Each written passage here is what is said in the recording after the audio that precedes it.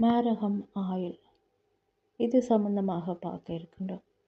ஜாதகத்தில் அற்ப ஆயுள் 30, மத்திம ஆயுள் 60, பூர்ண ஆயுள் 80, தீர்க்க ஆயுள் 120 என்று வயதை முறைப்படுத்தியிருப்பார்கள்.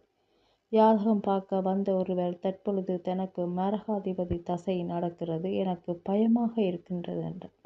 அவரின் ஜாதகத்தில் மேரகத்தை ஏற்படுத்தும் அதிபதிகள் அஸ்தங்கமாகவும் வக்கிரமாகவும் வலுக்குன்றியும் இருந்தது. அவருக்கு அவருடைய ஜாதகத்தில் உள்ள சாதகமான பலனையும் தைரியத்தையும் தவிர வேறென்ன சொல்ல முடியும்? மேரக அதிபதிகள் உயிரை எடுக்கும் என்று நினைக்கக்கூடாது. மேரகத்துக்கு ஒப்பான செயல்களை அதன் காரகத்துவத்துக்கு ஏற்ப செயல்படுவார்கள். மேரகரை விட அஷ்டமாதிபதிகள் மற்றும் பாதகாதிபதிகள் அதீத வலுக்கொண்டு செயல்படுகிறார்கள்.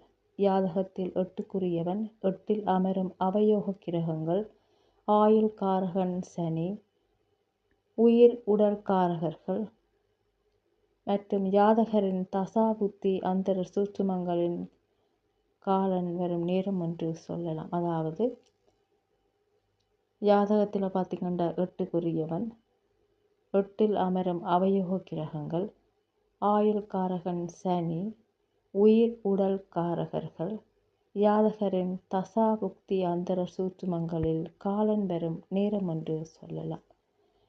அதற்கு நிறைய விதிவிலக்கு உண்டு. ஒரு சிலர் எவ்வளவுதான் மரணத்தை நோக்கி தற்கொலை முயற்சி செய்தாலும் காலன் அவர்களை அழைத்து செல்ல மாட்டான்.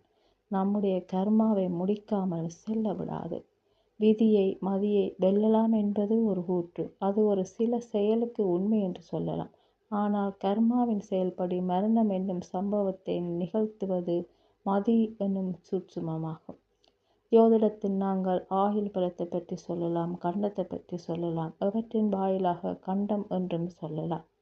இந்த பிரபஞ்சத்தில் பிறப்பு என்றால் அதற்கு ஒரு இறப்பு என்பது நிச்சயம் உண்டு. இறப்பு என்பதை எந்த மனிதராலும் உயிரினங்களால் கூட ஏற்றுக்கொள்வது கடினம்தான். 6, 8, 12க்குரியவர்கள் சேர்க்கை பெற்று அசுப பாவத்தில் அஷ்டமாதிபதி அல்லது பாதகாதிபதி கனெக்ஷன், அதாவது சேர்க்கையில் இருந்து அந்த தசாப்தி வரும் காலம் காலனின் வருகை காலமாகும். எடுத்துக்காட்டாக 73 வயதான மூதாட்டி தீபத்தின், அதாவது ஒளி இருக்கில்லையா, தீபத்தின் வாயிலாக இருந்தார். அன்றைய கோச்சரம் பௌர்ணமி திதி ரோஹிணி நட்சத்திரத்தில் மேச லக்கணத்துக்கு அஷ்டமாதிபதி உச்சம் பெற்று 8இல் சூரியன், சனி, புதன், சுக்கிரன் போட்டி போட்டு வலுத்திருந்தனர். அந்த மூதாட்டியின் ஜாதக அமைப்பு மேச லக்கணம், கார்த்திகை மாதம், ரேவதி நட்சத்திரம். மேசம் என்பதால் சுறுசுறுப்பானவர், ஒரு நாளும் படுத்த படுக்கையான நபர் அல்ல. ஆனால் அவர் மரணம் ஒரு துர்மரணமாகும். அன்றைய கிரக கோச்சாரம் அவரின் லக்னப்படி ஒளிக்கிரகமான சூரியன், ஆயுள் காரகன் மற்றும் கர்மகாரகன் சனி, மேரகரான சுக்கிரன், 3, 6க்குடைய புதன், சந்திரன் சாரதிபதி புதன் அனைவரும் அஷ்டமத்தில் சேர்க்கை பெற்று லக்னாதிபதி மற்றும் அஷ்டமாதிபதி செவ்வாய் உச்ச நிலையில், அதுவும் பாதகாதிபதியுடன் சனியுடன் பரிவர்த்தனையாகி அவர் மரணம் நிகழ்ந்தது. மோட்சகாரகன் கேதுவும் 12இல் சயனத்தில், அதாவது 12வது வீட்டில் சஞ்சாரம் செய்து கொண்டிருந்தார். அஷ்டமாதிபதி எப்போதும் உச்சம் பெறக்கூடாது. உச்சம் பெற்றால், ஆட்சி பெற்றால் மரணத்தை பலித்து செய்வார்.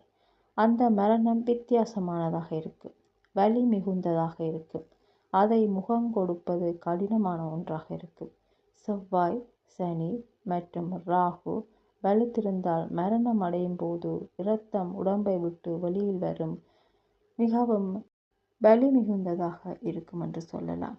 கார்த்திகை மாதம் தீபத்தின் தன்மையும் ஆயுள் காரகன் பாதகாதிபதியான சனியானவர் பரிவர்த்தனை என்பது இன்னும் அதீத வலுப்பெற்று மேரகர்களுடன் சேர்ந்து துர்மரணத்தை ஏற்படுத்துவார்கள். எப்பொழுதும் மேரகர்களை விட அஷ்டமாதிபதிகள் பாதகாதிபதிகள் தங்கள் தசா காலங்களில் செவ்வனே செயல்படுத்துவார்கள். ஜாதக அலங்காரத்தில் ஒரு விதியில் கூறப்பட்டது இதற்கு பொருந்தும். மேச லக்கணத்தில் பிறந்தவருக்கு ரோஹிணி நட்சத்திரத்தில் பௌர்ணமியில் மரணம் அடைவார் என்று பொதுவாக கூறப்பட்டுள்ளது. அதேபோல் இந்த மரணமும் ரோஹிணி நட்சத்திரம் பௌர்ணமி திதியில் இடம்பெற்றதாகும். ஆயுள் பற்றி மற்றொரு விளக்கம் இருக்கின்றது. இருக்கும் அற்ப வயதுள்ளோன் இறப்பன் விபத்து இது தாரெதனில் வர்க்கமுடன் பூரண வயதோன் மரணவதை நட்சத்திரத்தில் பெருக்கமுடன மத்திய வயதோன் பிரத்தியக்குத் தாரெதனில் தருக்கும் அற்ப வயதில் அற்பம் சாற்றக் கேண்மின் தரநீரே. ஜாதக அமைப்பு, அதாவது இதனுடைய அர்த்தம் பார்த்தீங்கன்னா, ஜாதக அமைப்பின்படி அற்ப ஆயுள் அமைப்புடையவன் விபத்து தாரை என்னும் நட்சத்திரத்துக்குரிய கிரகத்தின் தசை நடக்கும் போது மரணத்தை தழுவுவான். ஜென்ம நட்சத்திரத்திலிருந்து 3, 12, 21வது நட்சத்திரங்கள் போகும் காலம் அவதானமாக நாங்கள் செயல்பட வேண்டும். வதைதாரை என்று ஒன்று இருக்கின்றது. வதைதாரை என்னும் நட்சத்திரத்துக்குரிய கிரகத்தின் தசை நடக்கும் போது பூரண ஆயுள் அமைப்புடைய ஜாதகன் உயிர் துறப்பான். அதாவது ஜென்ம நட்சத்திரத்திலிருந்து 7, 16 மற்றும் 25வது நட்சத்திரங்களாக அந்த நட்சத்திரங்கள் வரும். மத்திம ஆயுள் அமைப்பு உடையவன். அதுக்கு பிரத்யக்கு தாரை என்று ஒன்று இருக்கின்றது. நட்சத்திரத்துக்குரிய கிரகத்தின் தசை நடக்கும் போது ஆவி நீப்பான். அதாவது ஜென்ம நட்சத்திரத்திலிருந்து 5, 14, 23 நட்சத்திரங்கள் போகும் காலம் அவனுடைய உயிரை துறப்பான். இது ஒரு பொதுவான சூட்சும விதி. இவற்றையும் ஒரு சிறு பகுதியை நாங்கள் மிகவும் ஆராய்ந்து பார்க்க வேண்டும். இந்த ஜாதகத்தை பாருங்கள். விருச்சிக லக்னம், கன்னி ராசி, 3இல் செவ்வாய், புதன் மற்றும் சூரியன், 5இல் சுக்கிரன், 6இல் குரு மற்றும் கேது, 9இல் சனி, 10இல் மாந்தி, 11இல் சந்திரன், 12இல் ராகு. விருச்சிக லக்னமாகி லக்னாதிபதியான செவ்வாய் 8ஆம் அதிபதி புதனுடன் சேர்ந்து 3இல் இருக்கின்றார்.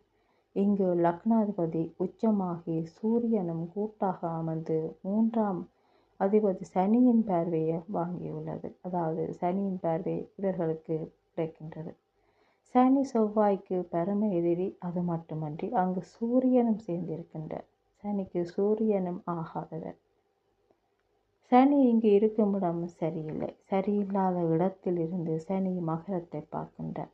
வாகனகாரகன் பாருங்கள் உச்சமாகி வாகனகாரகனுக்கு 11இல் செவ்வாய், புதன், சூரியன் மற்றும் சனி பரஸ்பர தொடர்பில் இருக்கின்றார்கள். பொதுவாகவே சனி செவ்வாய் சேர்க்கை பெற்றிருந்தாலும் ஒருவரை ஒருவர் பார்த்து கொண்டாலும் 8ஆம் வீட்டதிபதியுடன் சேர்ந்திருந்தாலும் எதிர்பாராத விபத்துக்கள் ஏற்பட்டு உடல் உறுப்புகளில் பாதிப்பு உண்டாகிறது. ஜாதகரின் 20வது வயதில் கோச்சார சனி பிளஸ் கேது மீன ராசியிலும் ராகு பிளஸ் செவ்வாய் கன்னி ராசியிலும் வந்தபோது இந்த விபத்து நேர்கின்றது. ஜாதகத்தில் பார்த்தீங்கன்னா பனி சந்திரனை பார்க்கின்ற செவ்வாய், புதன், சூரியன் ஆகியோர்களுக்கு வீடு கொடுத்த சனி தன் வீட்டுக்கு 7இல் பகை வீட்டில் இருக்கின்றார். 7ஆம் பார்வையாக லக்னாதிபதியை பார்க்கின்றார். மேலும் லக்னத்துக்கு முன்னும் பின்னும் அசுப கிரகங்கள் அமர்ந்து லக்னம் பாவகத்தார்க்கு தோஷத்தில் சிக்கி இருக்கின்றது. விருச்சிக லக்னம் ஜாதகம் 12இல் பார்த்தீங்கன்னா ராகு நடப்பு மகாதசை பார்த்தீங்கன்னா ராகு மகாதசை 6ஆம் வீட்டுக்காரனான செவ்வாயின் அந்தரத்தில் இந்த விபத்து நடந்துள்ளது. இங்கு ஆயுள்ஸ்தானத்தை பார்த்தீர்களேனா மிதுனம், புதன் அந்த வீட்டுக்குரியவர். அந்த புதன் 2 மாபெரும் ஒளி கிரகங்களோடு இருக்கின்றார். ஆயுளுக்கு சொந்தக்காரரும் இருள் கிரகமுமான சனி ஆயுள்ஸ்தானாதிபதியை அவரோடு சேர்ந்திருக்கின்ற மற்ற 2 கிரகங்களையும் தனது நேரடி பார்வையில் வைத்திருக்கின்றார். அதே நேரம் ஆயுள்ஸ்தானாதிபதி புதன் நவாம்சத்தில் பாருங்கள் செவ்வாயோடு இருக்கின்றார். 12இல் உள்ள ராகு சாரம் வாங்கிய செவ்வாயின் காரகத்துவங்களோடு இருக்கும் வீட்டு அதிபதியைப் போல் செயல்படுவார். இங்கு செவ்வாயின் சாரம் இந்த செவ்வாய் சனி புதனுக்கு பரம எதிரி. அதே நேரம் லக்னம் மற்றும் 6க்குடையவர் செவ்வாய். அடுத்து ராகு இருக்கும் வீட்டதிபதி சுக்கிரன் லக்னாதிபதிக்கு நண்பன். லக்னத்துக்கு 5இல் உச்சமாகி ராகுவிற்கு 8இல் இருக்கின்றார். 6, 8ஆக அமைகிறது. பாதகாதிபதி சந்திரன் ராகுவிற்கு வீடு கொடுத்த சுக்கிரனை நேரடியாக தொடர்பு கொள்கின்றார். சந்திரன் முகத்துக்கு காரகத்துவமானவர். இந்த பலனை ராகு தனது தசாவில் சுக்கிர புத்தியில் செவ்வாய் அந்தரத்தில் ஜாதகர் ஒரு விபத்தில் சிக்கி முகத்தில் பலமான அடிபட்டு விட்டது.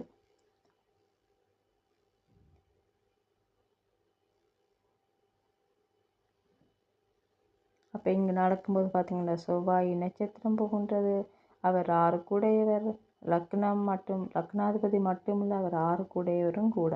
அதே நேரம் ராகு இருக்கிற வீடு சுக்கிரன் வீடு. சுக்கிரன் வாகனகாரகன். அதாவது சுக்கிரனை போல ராகு செயல்படுவார். அப்போ இங்கே அந்த மாதிரி செயல்பட்டு 6 கெட்டாக வரும்போது என்ன நடக்கின்றது? கடும் விபத்து ஒன்று ஏற்படுகிறது. அந்த விபத்து முகத்தோடு சம்பந்தப்படுகிறது, சந்திரனோடு சம்பந்தப்படுகிறது. முகத்தில் பலத்த அடி ஏற்படுகிறது.